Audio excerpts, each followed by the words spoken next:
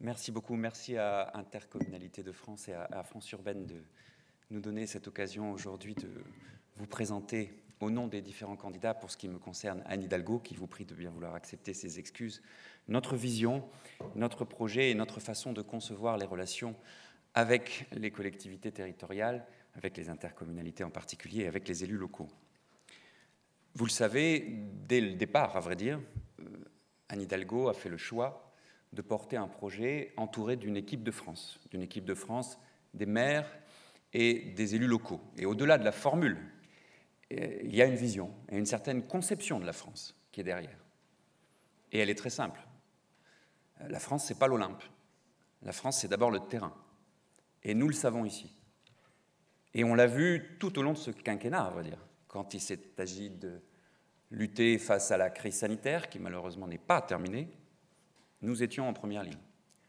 Quand il s'est agi, et c'est toujours le cas, même si l'urgence est à la fois de court terme et de long terme, d'agir pour le changement climatique, contre le réchauffement, eh bien, nous sommes en première ligne. D'ailleurs, de façon générale, 75%, donc vous le savez bien, de la dépense publique en investissement, ce sont les collectivités territoriales. Mais on pourrait aller plus loin sur l'aménagement du territoire, les friches. On nous parle de zéro artificialisation nette. Qui, sur le terrain, doit gérer cela, etc., etc., etc. La crise démocratique, qui est à portée d'engueulade. Les élus locaux, les collectivités territoriales. Or, et sans alimenter de polémiques inutiles, et en essayant de garder un esprit de mesure, de nuance, il faut bien reconnaître que ces 5 dernières années n'ont pas été particulièrement marquées par plus de liberté, plus de confiance, plus de proximité, plus de subsidiarité, plus de responsabilité pour les collectivités en général, pour les intercommunalités en particulier. Eh bien, nous voulons changer cela. Il faut un nouvel âge des libertés locales. Alors, ça veut dire quoi concrètement? Évidemment, en quelques minutes, on n'a pas le temps de tout développer, mais pour donner quelques axes. D'abord, tout simplement, il faut mettre le sujet en haut de la pile et en parler comme une priorité. Si je le dis d'un trait d'humour, c'est bien de faire une lettre aux Français. Ça aurait été bien que la décentralisation, les collectivités locales, le mot, soit dans cette lettre. Ça n'est pas le cas. Vous me direz, il n'y a pas non plus le mot hôpital. Ensuite, il faut des actes. C'est comme l'amour. Il n'y a pas d'amour, il y a des preuves d'amour. Les actes, c'est d'abord un nouvel acte, absolument, de la décentralisation. Je m'avance un petit peu par rapport à une des questions que vous allez me poser ensuite. Oui, il faut un nouvel acte. Il y a eu des choses qui ont été faites sur ce mandat. Est-ce qu'elles sont suffisantes? Certainement pas. Il faut une autonomie fiscale, pour plein de raisons. Des raisons à la fois financières, des raisons d'efficacité et d'efficience. Personne n'y comprend rien, si on est honnête avec nous-mêmes, dans la fiscalité locale, et certainement pas nos concitoyens, et si on est un tout petit peu dans l'autodérision, y compris parfois nous-mêmes. Et il faut tout simplement une lisibilité démocratique, pour permettre à la fois aux collectivités territoriales d'agir quand elles le souhaitent, d'expérimenter, je vais y revenir, et puis de pouvoir dire à nos concitoyens, voilà où va votre argent. Ça n'est pas le cas aujourd'hui. Il faut aussi, peut-être, toujours dans ce registre de la confiance, de la subsidiarité, des preuves d'amour, supprimer, ou en tout cas diminuer, ou en tout cas modifier des dispositifs qui confinent, je le dis avec mes mots, à l'infantilisation. Le contrôle de légalité, pour beaucoup de nos intercommunalités, c'est totalement archaïque. Ça ne veut pas forcément dire qu'il faille le supprimer totalement. On peut avoir besoin d'un conseil juridique, notamment pour des communes ou des intercommunalités de plus petite taille, qui n'en auraient peut-être pas les moyens humains ou financiers. Il y a d'autres mécanismes de contrôle. On pense à la Chambre régionale des comptes, on pense évidemment au tribunal s'il est nécessaire. Les recours sont toujours possibles. Mais la systématisation, franchement, du contrôle de légalité, c'est juste plus de temps, de bureaucratie, de paperasse et de dépenses publiques pour rien.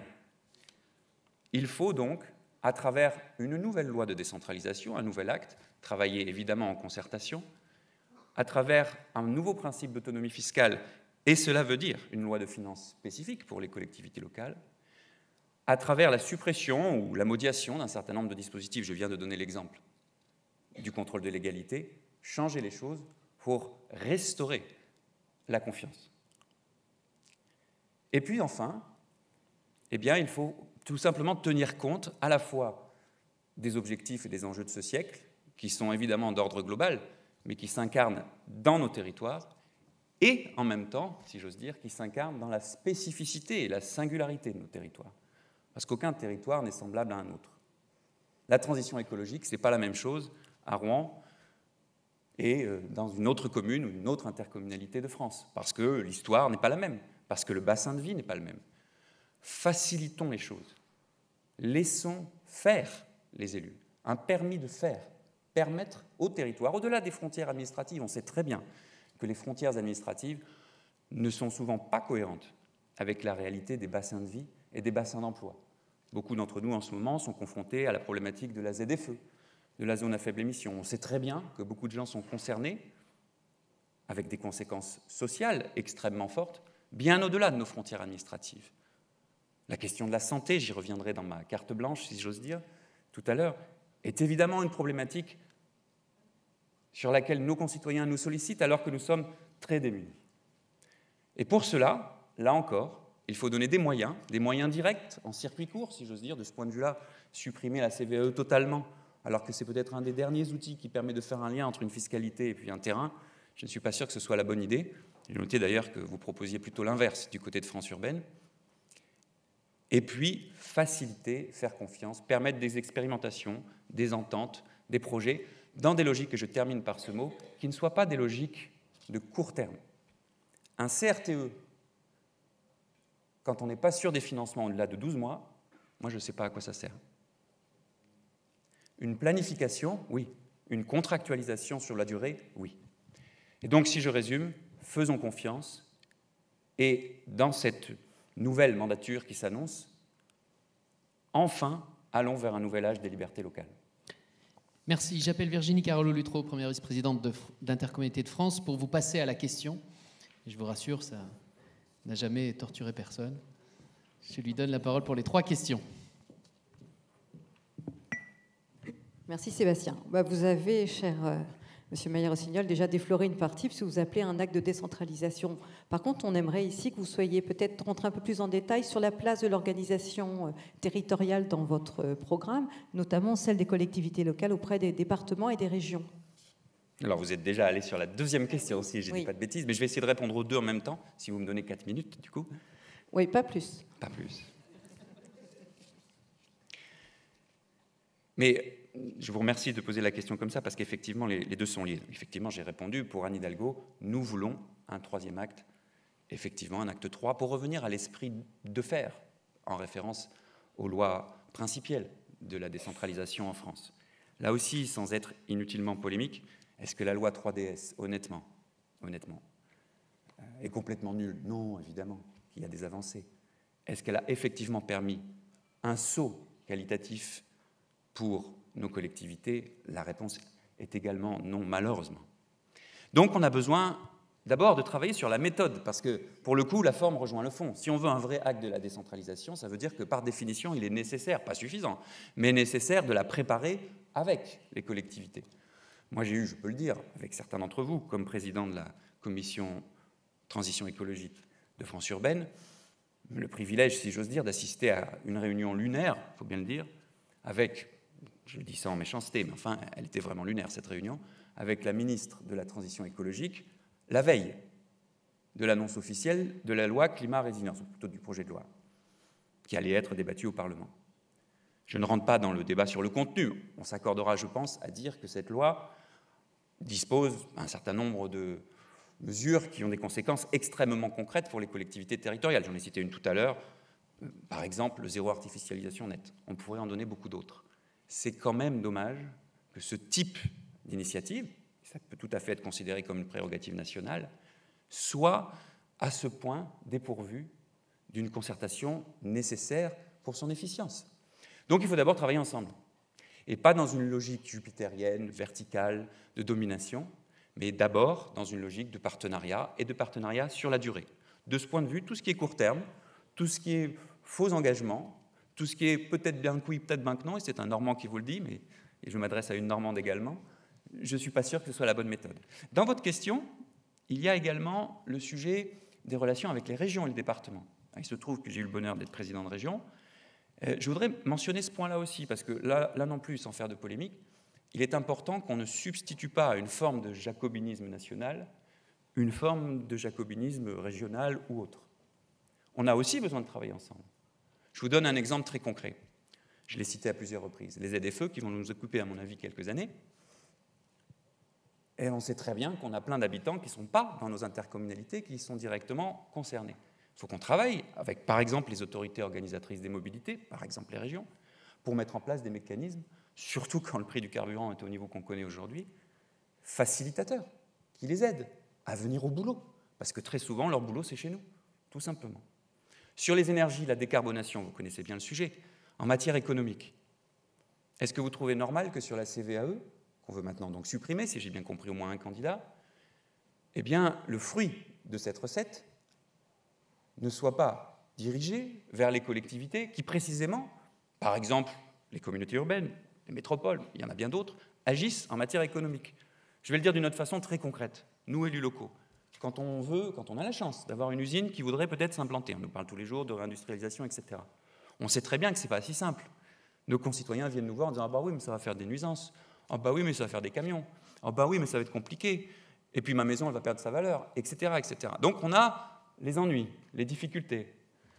Bon, ça serait pas mal que, je ne dis pas en contrepartie, mais en équilibre, on puisse avoir aussi une forme de lisibilité démocratique fiscale, d'autonomie fiscale et de circuit court fiscal qui nous permettent de dire « Bah oui, mais avec cette réindustrialisation vient un certain nombre d'éléments positifs sur le plan fiscal. » On n'a pas du tout ça aujourd'hui. Donc, si je le dis d'une façon très simple, rétablir la confiance, travailler en partenariat dans la création, l'élaboration de cette nouvelle acte de décentralisation, qui doit s'accompagner d'une loi de finances spécifique, comme pour la Sécu, pour les collectivités locales. Il y a du boulot.